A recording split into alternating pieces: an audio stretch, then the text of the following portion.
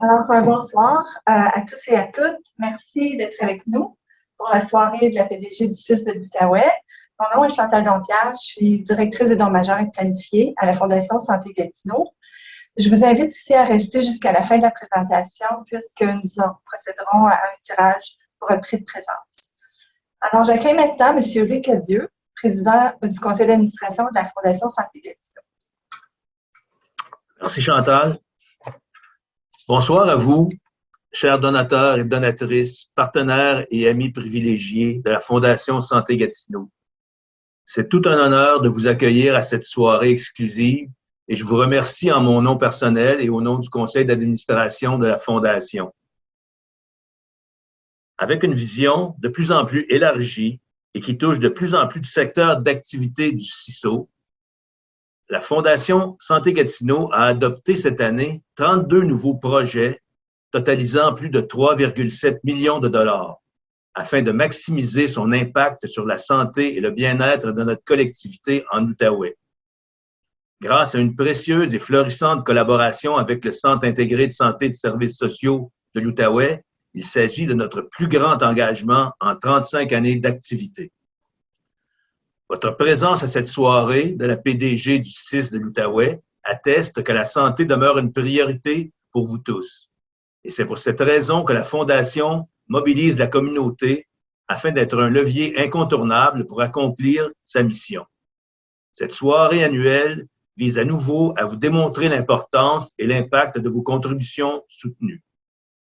C'est toujours avec plaisir que nous pouvons compter sur la participation et la présence de Mme Filion, avec qui nous collaborons sur une base quotidienne afin de transformer votre soutien en réalisation concrète et vous démontrer les projets qui émergent de votre contribution. Votre fondation continue d'innover et est heureuse de vous offrir ce moment privilégié. Je vous invite fortement à poser vos questions aux panélistes que je vous présente sans plus tarder. Monsieur Jean Pigeon, directeur général de la Fondation Santé Gatineau. Bonsoir. Et Mme Josée Filion, présidente directrice générale du CIS de l'Outaouais. Bonsoir tout le monde. Je laisse maintenant la parole à M. Jean Pigeon et vous souhaite à tous une agréable soirée. Merci Luc.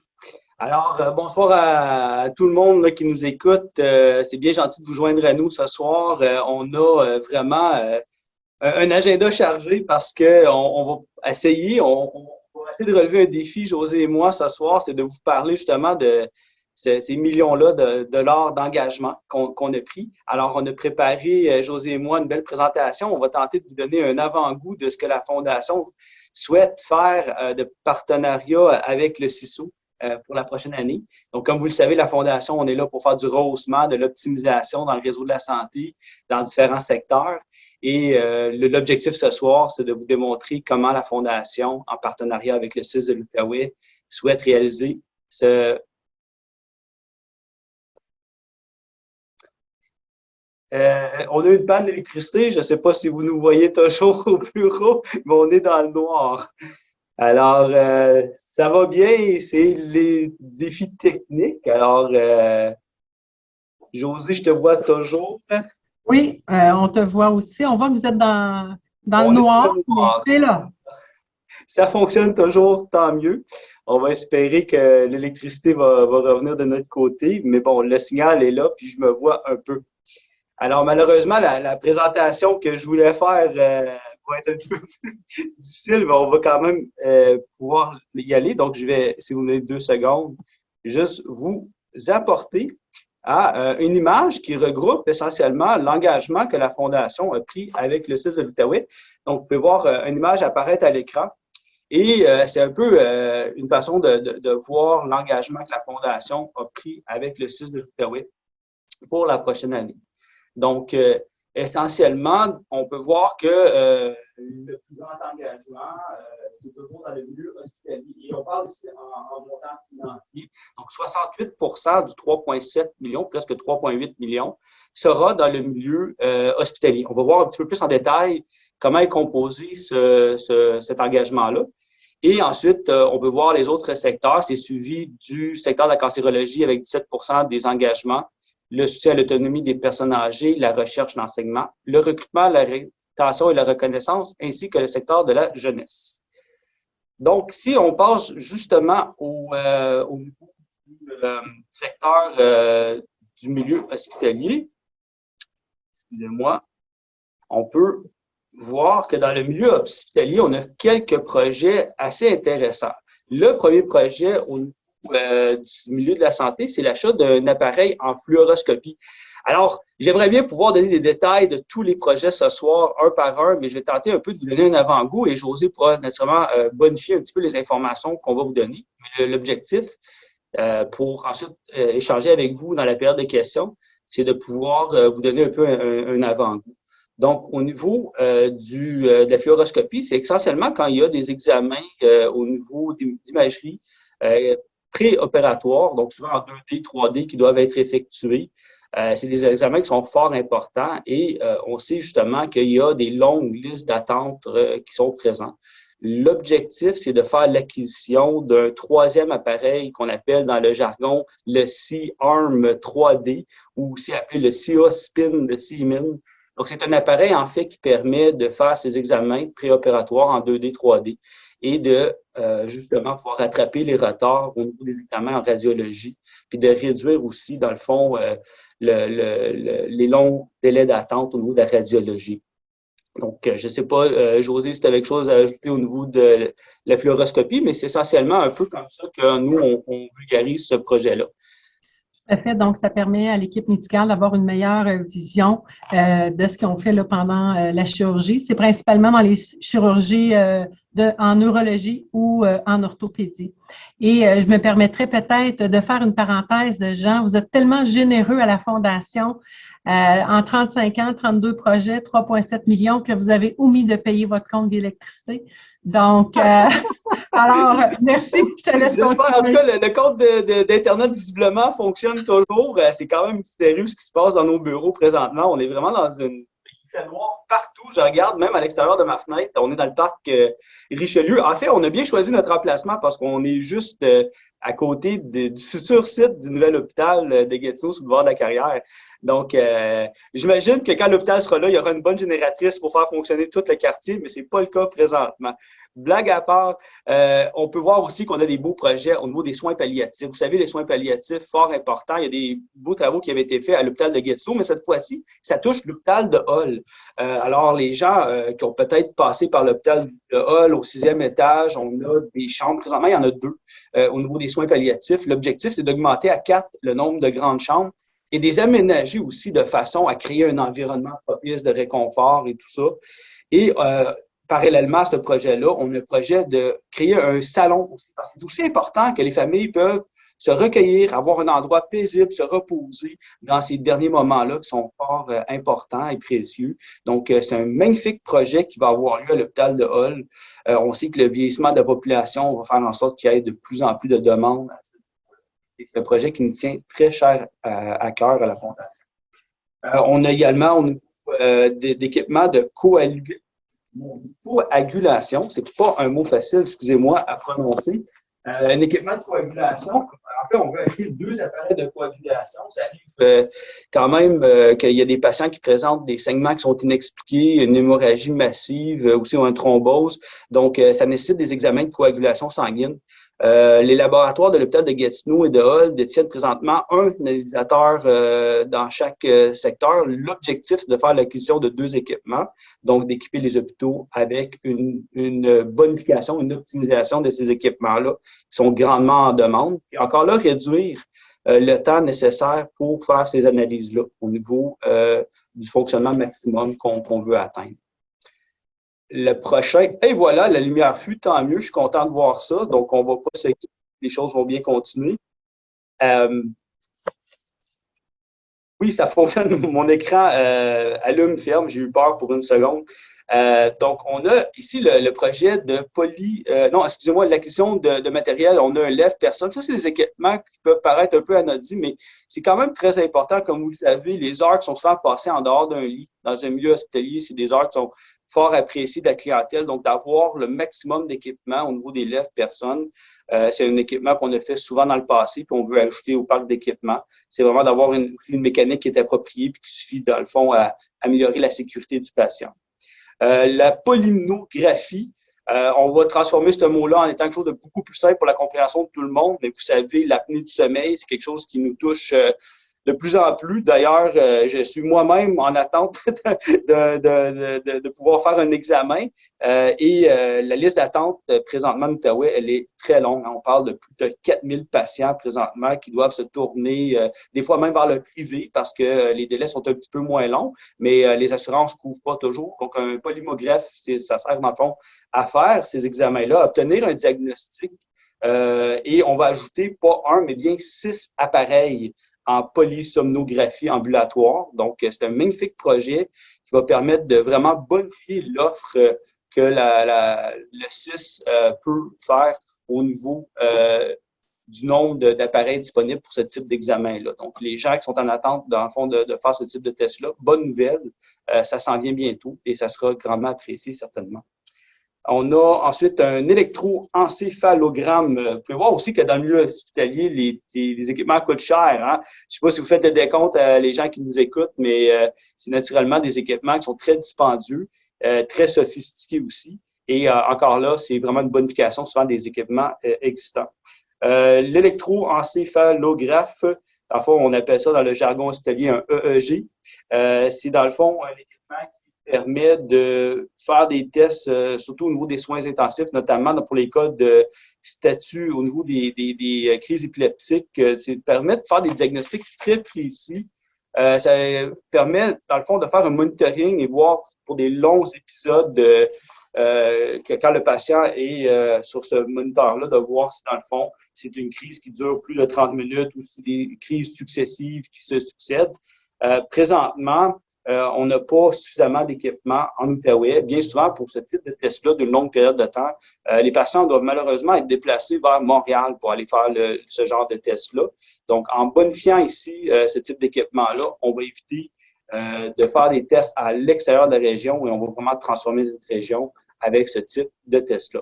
Je sais qu'on y va sommairement, mais je veux vraiment donner un avant-goût. On a plusieurs secteurs à regarder. C'est l'objectif ce soir de vous montrer un peu des projets qu'on a travaillé très, très fort au courant de l'été, puis maintenant deviennent des projets qu'on va supporter avec nos initiatives de collecte de fonds. Et je terminerai, dans le fond, avec 2 petits projets très importants au niveau encore milieu hospitalier. On va bonifier, et ça, c'est très important, les équipements disponibles en chirurgie. Il y a eu, avec la pandémie, naturellement, du délestage qui a eu lieu malheureusement et les listes d'attente ont été très, très longues et bonifiées, malheureusement. Ce qu'on veut faire, c'est vraiment d'aider à reprendre le dessus au niveau de ces équipements-là par le fait que présentement, il y a plus de 9000 demandes qui sont en attente. L'ajout, le rehaussement d'équipements vont permettre, dans le fond, à des centres médicaux spécialisés ainsi qu'à tous les sites dans les installations du site de l'Outaouais d'avoir davantage d'équipements. En plus d'équipements, plus de possibilités d'avoir accès à une chirurgie et à réduire les délais d'attente. Donc, encore là, un projet avec beaucoup d'impact qui pourrait permettre de réellement réduire les délais d'attente dans le milieu. J'ai sauté par-dessus les 3 colonoscopes. Ça, c'est très important aussi. Vous le savez, le cancer colorectal, c'est le 2e cancer le plus mortel au Québec. Encore là, le but, c'est de pouvoir faire ces examens-là de façon rapide. C'est souvent la colonoscopie qui va être l'examen diagnostique préconisé pour les usagers qui sont à risque élevé. Donc, d'ajouter justement 3 colonoscopes, ça va vraiment permettre d'accélérer les tests, les examens et de réduire les délais d'attente qui sont là pour pouvoir porter des diagnostics rapides. Et je terminerai avec un beau projet, José, qu'on a travaillé très, très fort avec vos équipes à mettre en place. Un projet qui a été porté même par des donateurs et des médecins qui nous sont venus avec cette idée-là, la Fondation EOSIS, c'est-à-dire le projet de rénovation pour la clinique, et on ne va pas dire le long mot, ortho-rhino-laryngologiste, mais ORL, qu'on voit bien souvent. Donc, il y a un projet de rénovation majeur pour la clinique ORL Les cancers ORL, c'est des cancers qui sont très incapacitants pour les patients. C'est des types de cancers qui représentent à peu près 1% des nouveaux cas qui sont répertoriés au Canada, qui sont beaucoup plus répandus chez les hommes que chez les femmes, tristement. Et on a une magnifique clinique ORL avec du magnifique personnel, mais on a besoin vraiment de bonifier cette clinique-là, de la rénover. Il y a eu des bonnes nouvelles en 2022, si je ne me trompe pas. Il y a des nouveaux médecins ORL qui se sont joints, des gens de Montréal avec des spécialités très, très, très accrues. Et on a présentement 1100 usagers qui sont actuellement en besoin de suivi au niveau de chirurgie. Donc, on va pouvoir prendre en charge ces gens-là avec cette rénovation-là de façon plus efficace, puis réduire les délais d'attente pour un rendez-vous qui sont présentement de 4 à 5 mois. Donc, c'est vraiment un projet de rénover, d'agrandir la clinique ORL actuellement, puis d'augmenter l'accessibilité à ça. Voilà pour le milieu. Si je peux me permettre, Jean, entre autres, pour faire la différence en milieu hospitalier, je résumerais ça en 3 grands axes. Dans le fond, c'est l'axe du diagnostic, donc de permettre à la population de la région de l'Outaouais d'avoir l'opportunité et la possibilité d'avoir les diagnostics dans la région. Tu as fait référence aussi à la clinique d'ORL. Avant, on référait la clientèle à Montréal, donc on va pouvoir donner les soins et services là, dans la région de l'Outaouais avec l'arrivée de médecins spécialistes et d'une équipe. L'autre volet, bien, je le prendrais sur l'angle de la famille. On sait, les proches, c'est super important dans nos milieux et les travaux qui seront aménagés dans les soins palliatifs, d'avoir un environnement mieux adapté, un salon des familles sera assurément bienvenu. Et l'autre angle, je dirais, sur la mobilisation de la clientèle et santé, sécurité de nos employés, donc avec des lève-personnes. On le sait, les gens ont de la difficulté à se déplacer avec le vieillissement, donc ça nous permet de les changer de position, de les amener au fauteuil, de pouvoir les déplacer et d'assurer là justement du déplacement sécuritaire par nos employés. Donc, un grand merci pour faire la différence en centre hospitalier. Bon point, merci José, bon complément. Juste pour aussi dire à nos donateurs que oui, il y a beaucoup d'informations qu'on donne ce soir, mais je serais vraiment à faire une petite promo aussi, puis je vais prendre 2 minutes pour vous montrer notre site web à la Fondation. Très simple, hein? Rendez-vous à Fondation Santé Gatineau. Vous allez retrouver sur le site 2 endroits très faciles de trouver toute l'information qu'on est en train de encore continuer à mettre là, parce qu'il y a des nouveaux projets qui se présentent. Et vous pouvez voir au niveau du site que je montre maintenant à l'écran parce que je ne le crois pas. Non, ça, c'est pas le site. Désolé, excusez-moi. Je vais montrer le site web. Oui, je crois maintenant qu'on peut le voir. Est-ce qu'on voit le site, José? Oui, excellent. Donc, sur la page d'accueil, vous avez le bouton Impact, c'est-à-dire Impact, et vous pouvez vous naviguer à l'intérieur des différents secteurs. Donc, si vous cliquez, par exemple, sur le milieu hospitalier, vous allez avoir en défilant l'ensemble des projets qui sont présentement en cours sur lesquels la Fondation travaille. Donc, les projets qu'on parle ce soir vont tous se retrouver sur la plateforme et vous pouvez les retrouver par secteur, justement. Si on passe maintenant au secteur du soutien, justement, à l'autonomie des personnes âgées, vous savez, on est très actifs dans le milieu des CHSLD. On a 3 beaux projets qu'on a adoptés, des projets qui sont tout à fait pas banals. On parle, par exemple, d'acquisition de fauteuils pour un projet de fauteuil auto-bloqueur, je vais le redire, versant auto-bloqueur, au niveau de la piéture. Vous savez, selon les recherches qui ont été effectuées, le bercement apporte vraiment et réellement plus de tranquillité d'esprit chez les personnes âgées qui sont atteintes de démence. Il y a aussi des choses qui ont été bien documentées qu'un doux mouvement répétitif procure un effet apaisant. Et c'est vraiment des projets tangibles qu'on va réaliser avec les gens en CHSLD. Donc, on a ce projet-là d'acquisition de 6 fauteuils d'Inergo et autobloquants. D'Inergo, c'est un projet chez Lionel Aymon.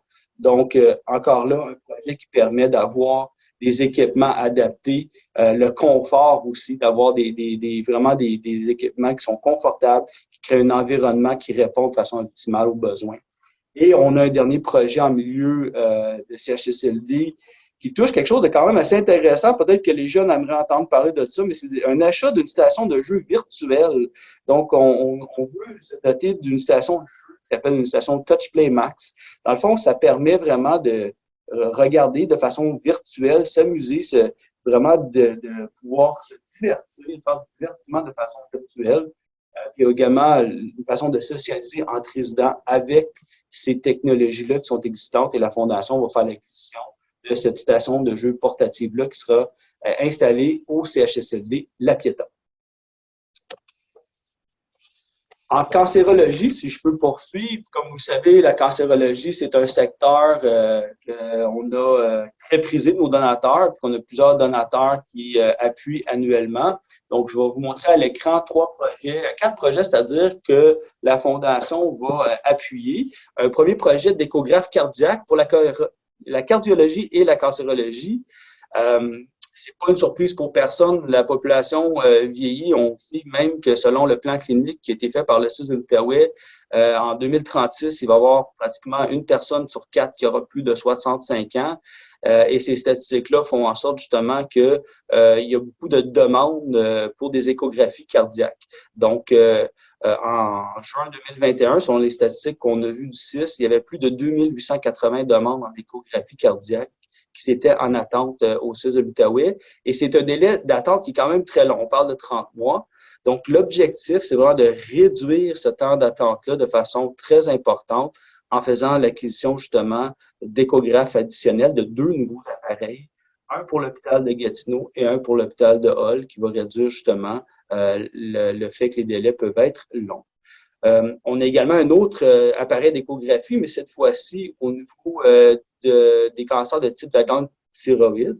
Donc, en se procurant un appareil d'échographie qui est destiné au service ORL, on parlait tantôt de la clinique ORL qui va toucher ce secteur-là, on va être en mesure d'offrir une meilleure qualité de suivi aux usagers qui sont atteints d'un cancer justement de la glande thyroïde, puis de pouvoir faire des examens plus poussés et clarifier leur situation.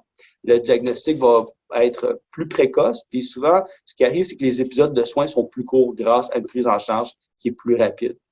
Et finalement, on a un projet qui fait du chemin un petit peu sur tout ce qu'on a fait au niveau de la curithérapie. Je ne sais pas s'il y en a qui se souviennent ou qui ont participé dans nos dernières éditions du Loto, de la Marche en Rose. On a beaucoup travaillé sur un projet de curithérapie au niveau du cancer de la prostate. Et on veut faire l'acquisition d'un système de transfert à air poussé. Donc, quand les patients doivent faire justement la radiothérapie, et on sait que il y a plusieurs patients, presque la moitié des patients qui sont atteints d'un cancer sont traités par radiothérapie. Donc, ça permet justement de pouvoir, un peu comme un aéroglisseur, si on veut, posséder le patient puis l'amener vers les traitements, mais également vers le CT scan qui souvent doit être utilisé avant de faire la radiothérapie pour s'assurer que tout est bien positionné. Donc, c'est vraiment pour le confort du patient, pour assurer aussi une qualité du traitement optimale que ce projet-là a été mis de l'avant par le CIS, la Fondation a naturellement emboîté le pas et accepté de réaliser. Donc, ça, c'est pour le secteur de la cancérologie. On va y aller rapidement pour la recherche. La recherche est un volet super intéressant. De plus en plus, la Fondation contribue vous savez, il y a un secteur du CIS qui est vraiment au niveau de la recherche et de l'enseignement. On sait qu'on va avoir un CHO, un centre hospitalier affilié universitaire, donc le volet recherche et enseignement est très important. Et la Fondation va œuvrer aussi à aider au niveau de la recherche. Donc, je vais vous mettre à l'écran l'ensemble des projets que la Fondation va aider. L'objectif qu'on pourrait peut-être résumer ici, c'est vraiment de donner des moyens d'inciter la recherche. Puis la recherche, là, il faut la voir pas comme quelqu'un qui est en arrière de microscope, mais comme la recherche pratique au niveau des interventions qui sont faites présentement sur le terrain, d'optimiser les traitements, de voir est-ce qu'on a toujours les meilleures procédures. Il y a beaucoup de chercheurs universitaires qu'on veut attirer vers nous, de faire ces protocoles de recherche-là et de voir si on peut améliorer les pratiques. Vous pouvez voir, entre autres, qu'il y en a sur la recherche au niveau du cancer du sein, au niveau également des traitements du cancer du côlon. Donc, des choses très pratiques dans le but d'améliorer l'expérience patient et de faire en sorte que, justement, on a les meilleures pratiques au CIS de l'Outaouais. Donc, c'est un investissement très positif que la Fondation va faire dans les prochaines années. Et on a un nouveau secteur que je voulais prendre un peu de temps à parler parce que je trouve que c'est vraiment intéressant. On entend constamment parler de pénurie de main-d'œuvre. Et là, la Fondation, dans la dernière année, avec le conseil d'administration, on a fait une orientation, je pense, qui fait bien plaisir au CIS de l'Outaouais. C'est-à-dire qu'on s'est aventuré dans un nouveau secteur d'appui. On vous a également sondé les donateurs par le biais d'un sondage qu'on a réalisé dans la dernière année et on a vu qu'il y a un grand intérêt d'aider au niveau du recrutement, de la rétention et de la reconnaissance du personnel hospitalier. Et on a un magnifique projet pour lequel on veut vous donner un exemple tangible qu'on a pris. Donc, vous avez sûrement entendu parler, puis si vous n'en avez pas entendu parler, c'est pas faute d'avoir écouté dans les médias. On a au niveau de l'imagerie médicale des difficultés de recrutement. On a présentement 43, si je ne me trompe pas, José, des technologues, des postes de technologues qui sont vacants au niveau de l'imagerie médicale dans notre région. Et une idée qui a été faite tout en sachant que le Cégep de l'Outaouais est en train de mettre tout en branle pour offrir cette formation-là en Outaouais. On s'est dit à la Fondation, avec vous, il y a peut-être quelque chose à faire entre-temps pour attirer des gens. Et c'est là où le projet de bourse que je vais vous mettre à l'écran nous a été proposé justement par la direction générale du CISO. Donc, c'est quoi le projet de bourse? Bien, José, je pense que je vais te laisser l'expliquer. Tu es vraiment très bonne ambassadrice de ce programme-là. Merci beaucoup, Jean. Bien, dans les faits, tu l'as bien mentionné, hein, avec les défis de main-d'œuvre, c'est comment on peut avoir justement de la main-d'œuvre qui vient travailler chez nous. Et les bourses, bien, c'est pour les soutenir au niveau de l'hébergement. Donc, on le sait que c'est un défi, hein, de venir s'installer dans la région, bien, ça peut être des coûts importants pour les gens. Donc, c'est un incitatif supplémentaire qui est mis à contribution par la Fondation, qui est très intéressante pour nous soutenir dans notre recrutement. Et si je peux me permettre, pour toute l'angle justement de la recherche, le recrutement et l'enseignement, c'est quelque chose dans lequel je suis pas mal fière parce qu'on se rappellera, Jean, dans une des dernières rencontres qu'on a fait comme ça, tu m'avais posé la question à savoir quel angle la Fondation devait nous soutenir davantage comme organisation et c'était justement ces angles-là. Donc, je suis pas mal fière de voir qu'on est en mesure d'avoir des projets qui sont soutenus par la Fondation pour nous permettre d'aller encore plus loin comme santé et services sociaux. Donc, merci beaucoup. Ben, c'est vraiment des projets novateurs qui sortent vraiment des terrains battus et j'ai entendu une bonne nouvelle dernièrement justement sur le projet de bourse, c'est qu'on a réussi à attirer des candidates vers l'Outaouais. Donc, c'est la grande séduction en quelque sorte avec ce programme de bourse-là. Donc, vos dons, donateurs et donatrices qui nous écoutent ce soir, vont être utilisés aussi pour faire du recrutement, pour nous aider, pour aller au-delà puis compétitionner avec justement toutes les choses qui se produisent présentement et on en a besoin. Je termine avec le dernier secteur parce qu'on veut vraiment donner du temps à tout le monde pour poser des questions à José qui est avec nous ce soir ou à moi aussi. Si vous avez des questions, ça va me faire plaisir d'y répondre. C'est le secteur de la jeunesse. Le secteur de la jeunesse, un secteur qui attire encore là l'intérêt, les passions de tout le monde. Quelques projets que je veux vous montrer ce soir. On a un fonds de soutien qui est très important, qui est là depuis plusieurs années. C'est un rehaussement du fonds. En fait, c'est un fonds qui est déjà existant. C'est vraiment pour donner du répit, aider vraiment au niveau des besoins essentiels des familles qui vivent avec des conditions de vie précaires. On parle ici, par exemple, de pouvoir acheter des vêtements, des effets personnels dans des situations où est-ce que les enfants ont besoin d'aide. Vous savez, le secteur de la jeunesse, ça couvre aussi la protection de la jeunesse. Au niveau aussi du projet, on a un projet en pédiatrie, périnatalité. Ceux qui ont peut-être passé par ces secteurs-là, on avait en fait des moniteurs de chevet dans les chambres qui sont rendus en fin de vie désuets. La technologie change extrêmement rapidement. Les bonnes vieilles télévisions qu'on trouvait dans les chambres, ça n'existera plus dans le futur. Et la Fondation a entrepris un projet magnifique d'acheter des tablettes. Et il y aura un service Wi-Fi qui va être offert dans ces secteurs-là. Et les gens qui veulent se divertir auront accès à des tablettes, des tablettes communément des iPads là, que les gens vont pouvoir emprunter. Ça va être mis à leur disposition gratuitement. Ça va permettre du divertissement. Et il va également avoir des abonnements qui vont venir avec ces tablettes-là. Par exemple, à des chaînes comme Disney ou Netflix pour pouvoir écouter différents puis se divertir au niveau du temps que les gens passent dans ce secteur-là. Et c'est également aussi des outils de travail importants parce que ça permet au personnel de faire et d'offrir de la formation. Il y a beaucoup de vidéos formateurs qui sont donnés par le biais, justement, présentement des utilisateurs, mais qui sont donnés avec les appareils au niveau, par exemple, des vidéos explicatives sur comment donner le premier bain à un nouveau-né, les baby blues, postpartum. Donc, c'est vraiment l'initiation à l'allaitement. Il y a plusieurs vidéos qui vont pouvoir être offertes de cette façon-là avec ces tablettes-là. Au niveau du développement des salles multifonctionnelles, dans notre centre d'hébergement et de réadaptation au 155 Freeman, on a 4 salles qui sont présentement sous-utilisées. Comme vous savez, ces enfants qui vivent dans ces centres-là ont besoin vraiment d'avoir accès à des salles pour différentes raisons. Et là, on a un beau projet qui va vraiment faire en sorte qu'on va réaménager 4 salles. Une au niveau d'une salle qui permet de faire du yoga, de la relaxation, des rituels autochtones aussi pour la population qu'on a. Une autre salle va être convertie pour la création artistique et on va avoir une salle informatique aussi avec des ordinateurs à disposition des enfants. Donc, c'est un beau projet pour nos enfants qui sont en centre de réadaptation au 155. C'est un centre qu'on a beaucoup aidé dans les dernières années et vraiment, d'ailleurs, on a fait la cour extérieure là, avec les contributions de la population il n'y a pas très longtemps. On a un fonds de camp de vacances qui est là depuis plusieurs années, qu'on cherche toujours à financer.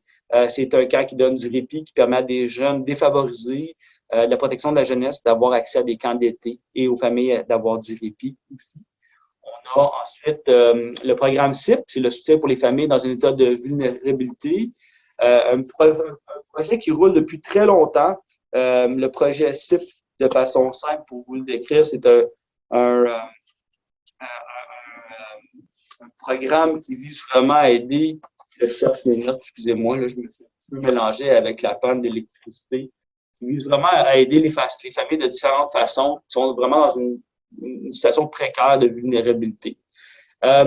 Les 2 derniers projets, vous savez, on a Bravo, notre chien Bravo, c'est un outil de travail super apprécié, très important. C'est un chien de soutien émotionnel, donc on a des frais qui viennent avec la gestion de ce programme-là. Ça vise, dans le fond, à créer un fonds pour gérer les frais de vétérinaire, de toilettage et tout ce qui vient avec avoir un chien de soutien émotionnel, sa garde, etc.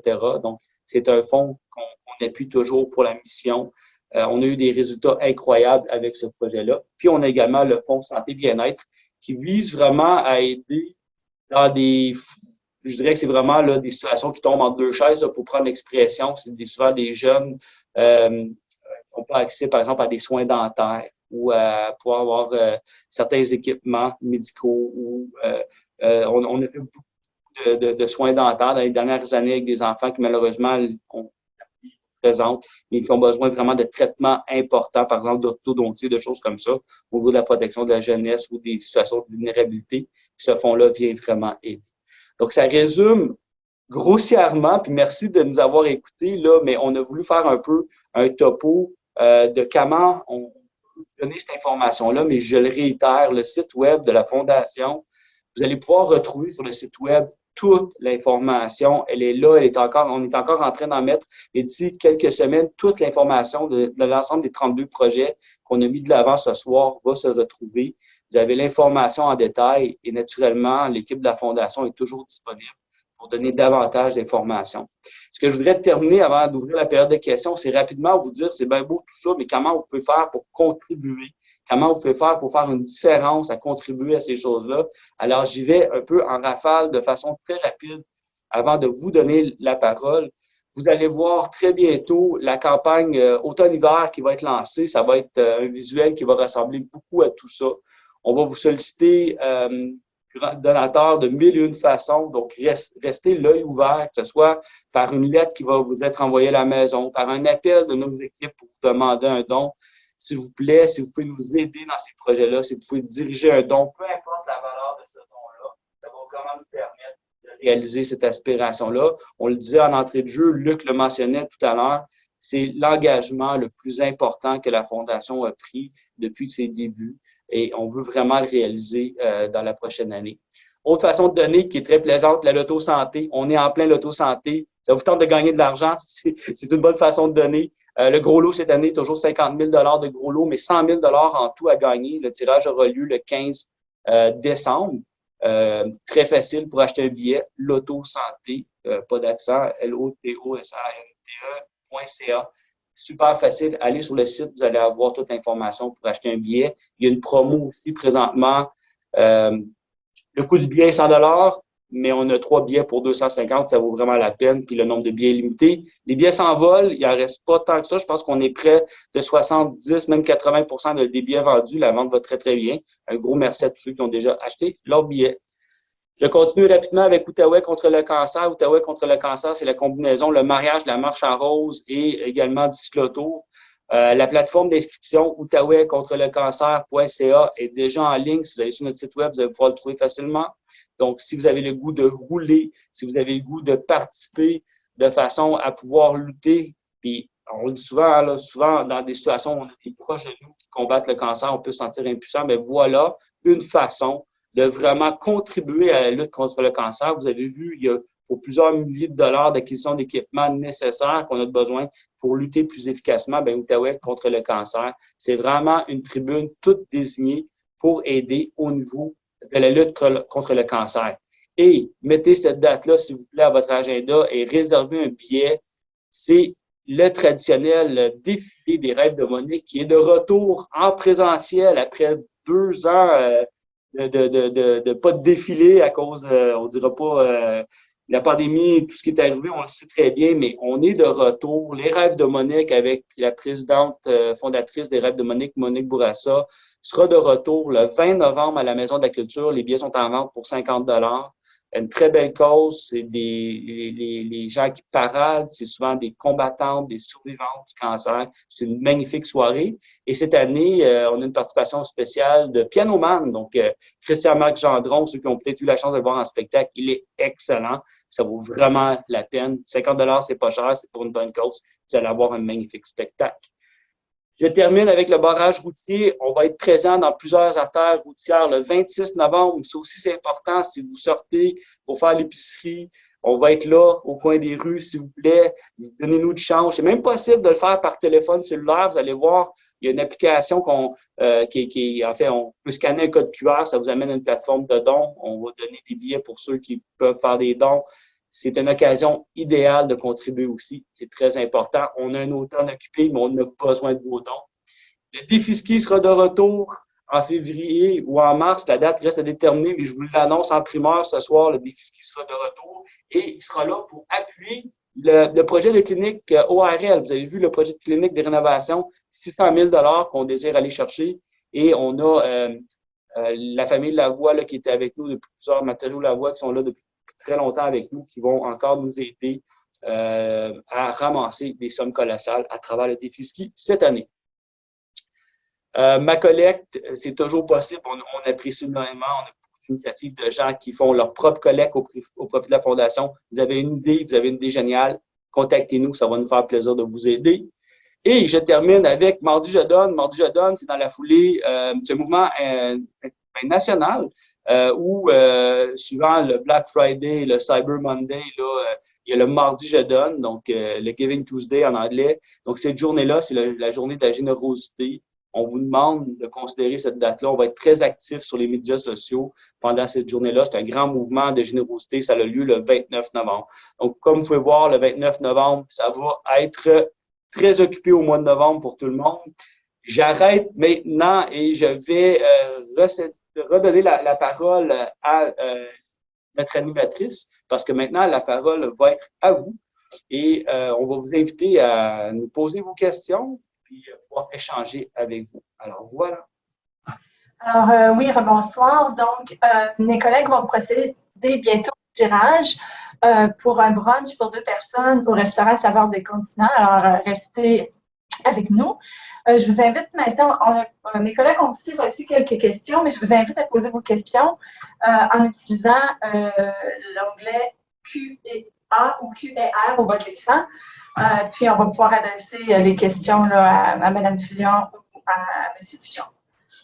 Donc, avant que d'autres questions arrivent, il y avait des questions qui sont arrivées tantôt. Donc, il y a quelqu'un qui voulait savoir, Mme Fillon, vous avez mentionné que la nouvelle clinique ORL permettrait d'offrir des soins ici puis éviter que les patients soient obligés d'aller à Montréal ou dans d'autres régions. Alors, la personne voulait savoir, est-ce qu'il y a d'autres projets que vous avez présentés ce soir qui permettraient aux gens de rester ici puis qui éviteraient qu'ils aillent à se déplacer pour recevoir des soins? Merci beaucoup. Merci pour la question. à cette étape-ci, je vous dirais qu'il n'y en a pas nécessairement d'autres, mais je dirais que c'est le projet qui est le plus gros, le plus costaud dans ceux qu'on a présentés aujourd'hui, qui a un impact justement pour permettre à la population là, d'avoir accès à un médecin très spécialisé. Pour les autres projets, c'est vraiment pour permettre là, de donner accès plus facilement à la population à des examens diagnostiques. Merci. On voulait savoir aussi si vous aviez une idée du nombre d'étudiants que vous voudriez, de bourses que vous voudriez offrir pour les bourses en technologie de radio-oncologie. Oui, je vais aller de mémoire et corrige-moi, Jean, je crois que c'est 6 bourses par année. Est-ce que c'est ça? Oui, en fait, on a la capacité d'aller jusqu'à 10 boursiers, si je ne me trompe pas. Moi aussi, je cherche l'information, je l'avais sous la main tout à l'heure.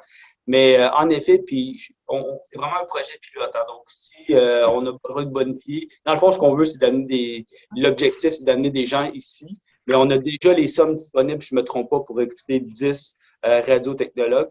Parce que je ne l'ai pas mentionné tantôt, mais la formation n'est pas encore offerte en Outaouais. Là, je mentionnais que le Cégep travaille là-dessus. Et bien souvent, parce que la formation n'est pas offerte ici, lors du stage, les étudiants ont tendance à faire un stage près du lieu où ils étudient. Donc, par exemple, la formation la plus proche de notre région est offerte au Collège aéronautique à Montréal. Et ces gens-là peuvent, dans le fond, venir maintenant en Outaouais et leurs frais de logement vont être défrayés par la bourse. Donc, il n'y a pratiquement aucune différence si on vient en Outaouais pour pouvoir aider. Et ma collègue vient de me donner la réponse à la question. Il s'agit de 20 bourses pour aider. Voilà.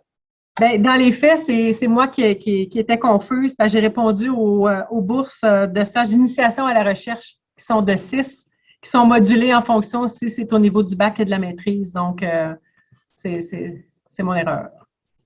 Super. Merci. Ouais, qu'il y a des questions qui rentrent, c'est super apprécié. Juste dire aux gens de ne pas se gêner, il n'y a pas de mauvaises questions. Donc, comme Chantal l'a mentionné, vous avez au bas de votre écran, au dépendamment si vous utilisez une tablette ou pas, le Q&A ou le Q&R, si vous êtes en français ou en anglais, vous êtes simplement cliquer sur le bouton et vous remplissez la question, puis Chantal va être votre voix pour nous acheminer la question. Donc, je crois qu'il y a des questions qui commencent à rentrer pas mal, là, Chantal. Oui, c'est vrai. La prochaine, donc il y a quelqu'un qui demande ici, puis peut-être que ça va être une question pour vous, M. Pigeon. Est-ce que c'est possible de donner pour un projet qui n'est pas sur la liste ou qui n'est pas sur notre site web? On donne un exemple aussi. Ici, s'il y a des gens qui voudraient donner pour un projet de clown à l'hôpital, par exemple. C'est une excellente question. Je peux peut-être donner une partie de la réponse, puis José pourra compléter. Mais en fait, c'est ce qu'on aime. Hein. C'est ce qu'on aime, c'est quand les gens ont des bonnes idées. C'est une bonne idée là, des clowns à l'hôpital en passant. Merci de poser la question. On a une super bonne procédure avec la Fondation et le CIS qu'on établit dans le fond, c'est qu'on travaille avec une fiche de projet, une fiche d'idées. Il s'agit juste de travailler avec les acteurs qui sont là sur le terrain pour que une fiche de projet soit remplie. Puis après, on voit la faisabilité. Parce que ce qu'on souhaite, c'est réaliser l'idée dans la mesure du possible. Donc, une fois que la fiche a été soumise, il y a une analyse qui est faite avec les gens qui sont concernés au CIS. Et si la direction générale du CIS souhaite aller de l'avant, c'est à ce moment-là qu'on dépose la demande officiellement à la Fondation pour que la Fondation puisse assurer le financement du projet. Donc, en gros, de façon bien simple, tous les projets sont recevables à la base, mais il y a une analyse rigoureuse qui doit quand même être faite pour voir si la faisabilité de ce projet-là est quelque chose d'envisageable ou pas. Malheureusement, parfois, il arrive que les projets ne peuvent pas être réalisés, mais on essaie toujours dans la mesure du possible. D'ailleurs, le plus gros projet qu'on a parlé ce soir, la clinique d'ORL, c'est venu d'une initiative qui provenait du milieu, autant de donateurs, je le mentionnais tantôt, qu'au niveau du personnel aussi, des médecins eux-mêmes qui nous ont aidés à construire le projet. Merci. Tout à fait. Ben, dans le fond, Jean t'a apporté les bons éléments par rapport à ce type de projet-là. Donc, il faut faire une analyse, voir ce que ça veut dire concrètement. Donc, on n'est jamais fermé à ce type d'initiative-là. On sait que ça fait partie de tout l'environnement thérapeutique qu'on peut fournir aux gens qui sont hospitalisés dans nos milieux ou qui vivent dans nos CHSLD. Donc, bien évidemment, on est ouvert à faire cette évaluation-là. Merci. Donc, à la prochaine question, on aimerait savoir où nous sommes rendus dans la transition du CIS de l'Outaouais vers le Centre hospitalier universitaire associé. Oui, ben un beau dossier, hein, un dossier fort intéressant pour la région de l'Outaouais. Puis, je ne vais pas vendre de punch, hein, Jean, mais je peux vous dire qu'on travaille fort, puis on a plein d'idées de collaboration avec la Fondation Santé Gatineau pour amener un effet encore plus wow dans notre centre hospitalier affilié universitaire. Donc, c'est super intéressant. Je vous dirais que les travaux vont bon train, ça avance bien et tout ça. Donc, on travaille tout ça là, avec nos partenaires de la SQI, qui sont les porteurs du projet. Et le ministère de la Santé et des Services sociaux. Donc, les travaux avancent très bien. Donc, c'est une excellente nouvelle. Merci. Alors, on a une autre question ici. Alors, on dit bravo pour les très beaux projets. C'est encourageant pour les chambres TARP qui répondent mieux aux besoins des femmes qui accouchent. La question, est-ce qu'il faudra attendre la construction du nouvel hôpital ou fera-t-on quand même certaines améliorations? Si oui, lesquelles? Merci. La question est très pertinente parce qu'on sait que le dossier des chambres TARP, c'est un sujet qui se parle depuis longtemps dans la région de l'Outaouais. Je vous dirais en toute honnêteté, à cette étape-ci, là, on est à réfléchir à tout ça dans le contexte où on a une transition à faire vers le nouvel hôpital et on aura des choix là, à faire comme organisation. Donc, est-ce que ça sera quelque chose de mitoyen qui sera fait? Là, les discussions sont en cours actuellement et on travaille ça aussi avec le ministère. Donc, bien évidemment, comme fondation et comme donateur, là, on vous tiendra informé de ce que ça veut dire en tant que tel à cette étape-ci.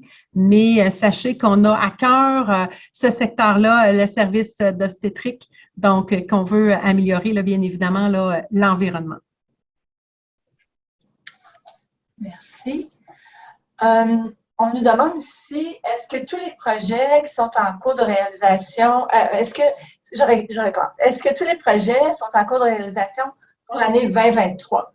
Donc, si je comprends bien, c'est est-ce que ça peut se prolonger au-delà de 2023? Je vous dirais que ça dépend de l'ampleur de projet. Il y a des choses, c'est facile, hein? Je vais prendre l'exemple d'acheter des fauteuils. Bon, c'est une commande, ça ne demande pas de l'installation, de l'aménagement d'environnement, comme on peut voir pour la clinique ORL, qui peut justement se dépasser l'année 2023. Mais soyez assurés que l'ensemble des directions cliniques et de soutien qui doivent mettre en place des choses pour accueillir le nouvel équipement, bien évidemment, là, on travaille ça là, pour le faire dans les meilleurs délais pour que notre clientèle, la population de l'Outaouais, puisse justement en bénéficier là, le plus rapidement possible. J'ajouterais peut-être un petit complément à ça. Ce qui est très intéressant, c'est que quand on travaille avec le CIS, on est toujours dans un objectif justement de le faire le plus rapidement possible dans la mesure du possible. Donc, quand on reçoit les demandes sont formulées à la base comme des demandes qui peuvent se réaliser rapidement et pas traîner dans le temps. Naturellement, ça peut être assujetti à plein de choses. Là. Des fois, on ne peut pas prévoir, comme on le sait très bien, ce que l'avenir nous réserve. Mais la majorité des projets qu'on a présentés ce soir devraient se réaliser au cours de l'année financière 2022-2023. On a une autre question ici. On parle de partenariat possible. Donc, la personne voudrait savoir, exemple, les services qu'on offre à la clientèle en cancérologie et oncologie. Dans quel ordre de priorité est-ce que nous serions prêts à établir un partenariat avec la Fondation québécoise du cancer, par exemple, afin d'informer la clientèle des services gratuits auxquels ils ont droit, et puis ce qui s'offre déjà en plus des ressources là, en cancéro, sans mettre de pression sur le CIS de l'Outaouais?